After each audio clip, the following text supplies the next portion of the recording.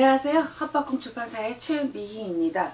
학교폭력일지 67회 소송 절차와 속기 등 신청서.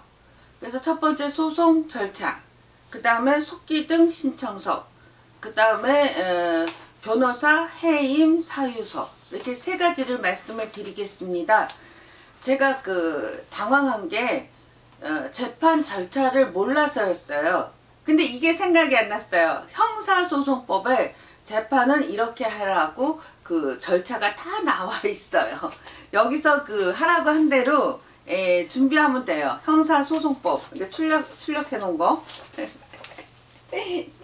예, 그래서 정리한 게 뭐냐면, 첫 번째, 1회 공판에 제출해야 할 것. 피고인 의견서. 첫 번째. 두 번째는 증거인보서. 증거 자료에 대해서 인정한다, 부인한다. 이거를 표시하는 거. 세 번째, 속기 등 신청서. 오늘 말씀드릴 거고요. 네 번째, 증인 신청서. 다섯 번째, 국선 변호인 신청서인데 이거는 안 하는 게 좋겠다는 말씀을 드릴 거예요. 공판 절차는 여기에 다 나와 있어요. 형사소송법,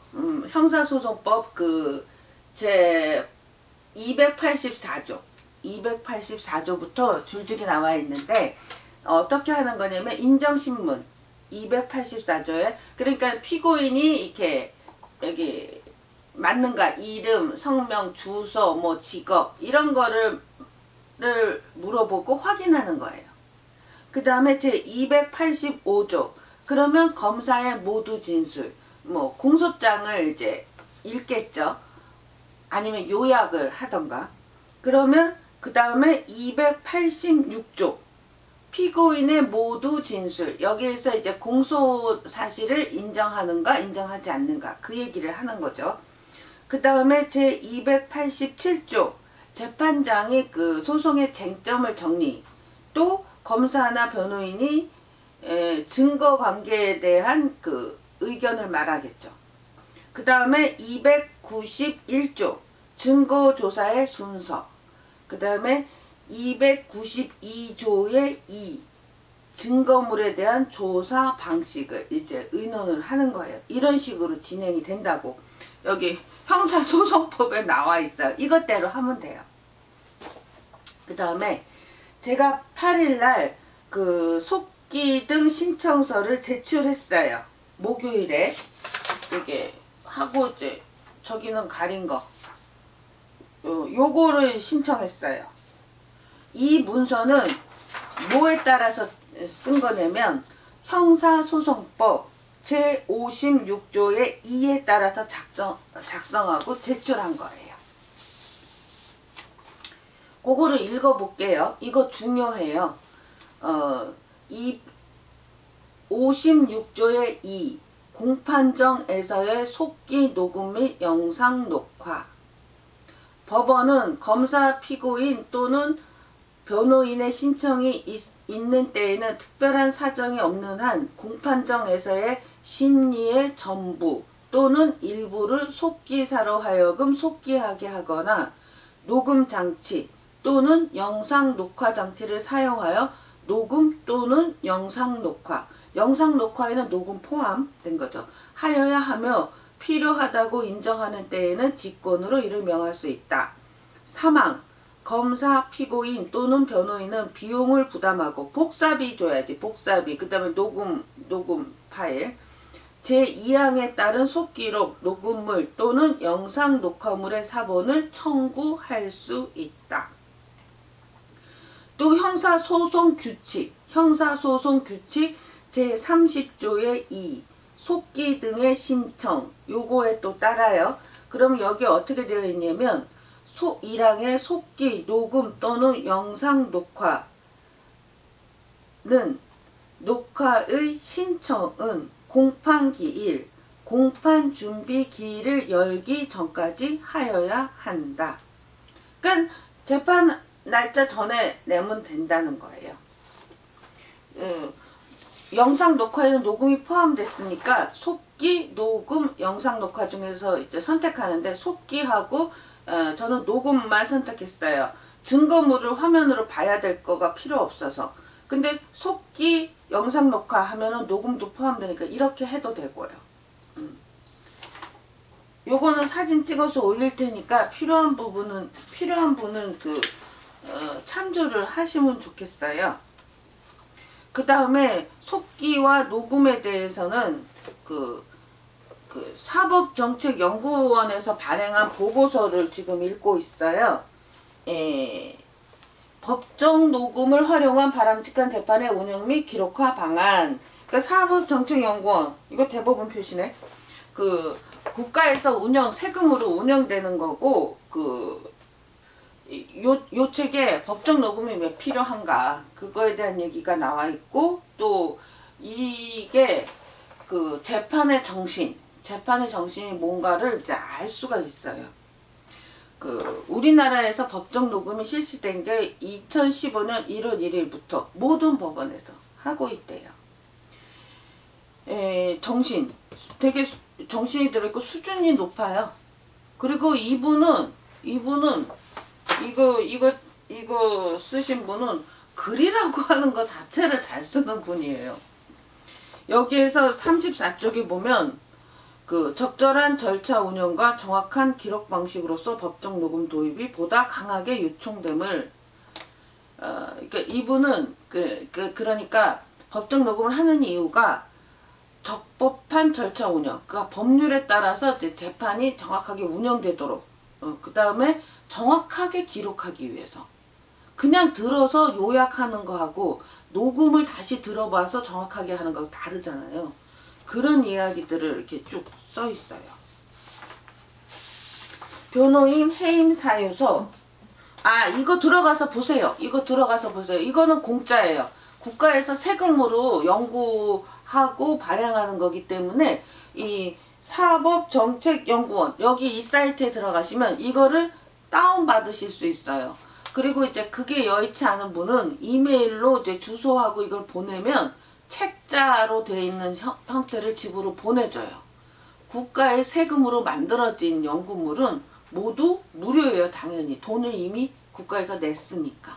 어떤 연구소, 문화원, 각종 군청이나 이런 데서 만들어낸 책자 있죠. 세금으로 만든 거는 재고가 있는 한 찾아가면 주게끔 되어 있어요. 요거 하고 변호인 해임 사유서.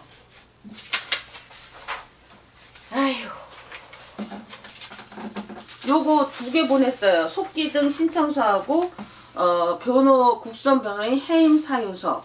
그 전날 국선 변호인 해임 통보서를 보냈어요. 귀하를 본인의 국선 변호인에서 해임합니다. 이유 1번 수사 기록은 기소가 되면 형사소송법 제266조의 3, 제1항과 공공기관의 정보공개에 관한 법률 제4조 1항에 의거하여 열람 등사를 신청하면 즉시 공개하는 자료로서 며칠 내로 복사해주는 자료를 4주나 걸려 받겠다는 것은 스스로 변호 능력이 없다는 인정이므로 해임합니다.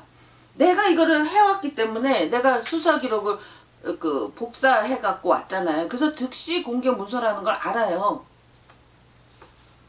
그런데 4주 걸려서 받겠대요.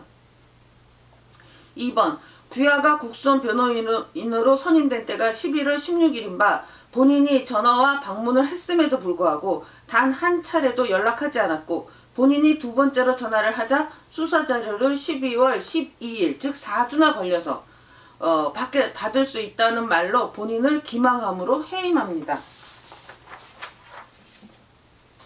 그래서 국선 변호인 해임 사유서를 이제 보냈는데요. 국선 변호인은 해임했습니다.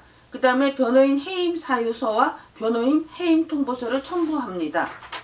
그래서 이제 해임한 이유를 이제 썼어요.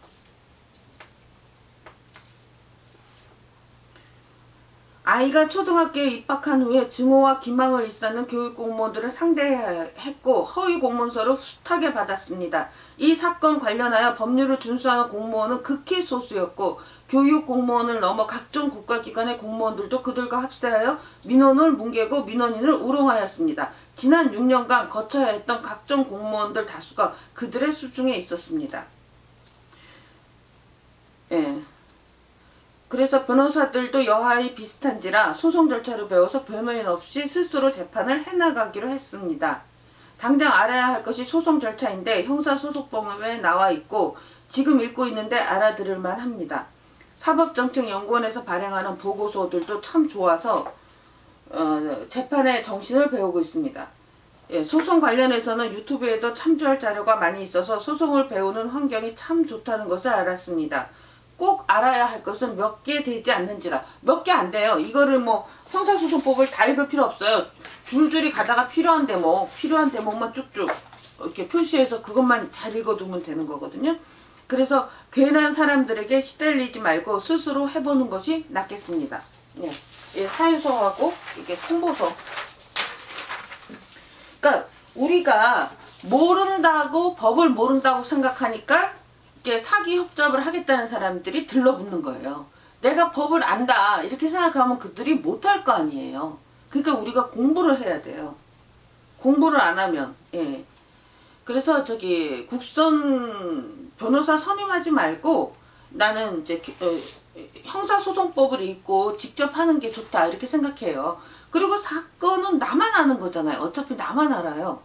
그러니까는 그리고 대법원 사이트 들어가면 법률 그 다음에 다 있고 그거 말고 판례가 있어요. 그 사이트에서 그 요 죄명 같은 거 있잖아요. 무슨 죄 형법에 그러면 그 해당되는 그걸 치면은 판례가 쫙 다 검색이 돼요. 그래가지고 그 판례들을 첨부하면 돼요. 판례들을 첨부하면 되니까 저는 국선 변호인은 이제 신청하지 않는 게 좋다 이렇게 생각을 했어요. 물론 정상적으로 진행하는 재판의 경우는 선임해도 괜찮지만은 이게 내 사건은 완전히 조작된 거잖아요. 날조되고 조작된 거기 때문에 그 검은 돈이 그냥 돌아다니는 이런 사건에서는 정상적인 사건 말고 이런 거는 국선 변호인든 사선 변호인든 선임하지 말고 자기가 직접 하는 게 좋다. 이제 이런 이게 결론이죠. 소송을 해나가면서 제가 알게 된 것들을 계속 말씀을 드릴게요. 그래서 만약에 나쁜 놈들이 거짓말로 허위로 조작해갖고 저처럼 시나리오를 막 짜가지고 거기에 따라서 증거도 없이 막 고소하고 또 검사가 기소하고 이래도 겁먹지 마세요. 알면은 안 당해요. 알면은 안 당해요. 그러니까는 겁먹지 말고 우리나라 법률에 이거 읽고 요 법률에 따라서 재판을 이렇게 준비해 나가면 될 것 같아요. 예, 고맙습니다.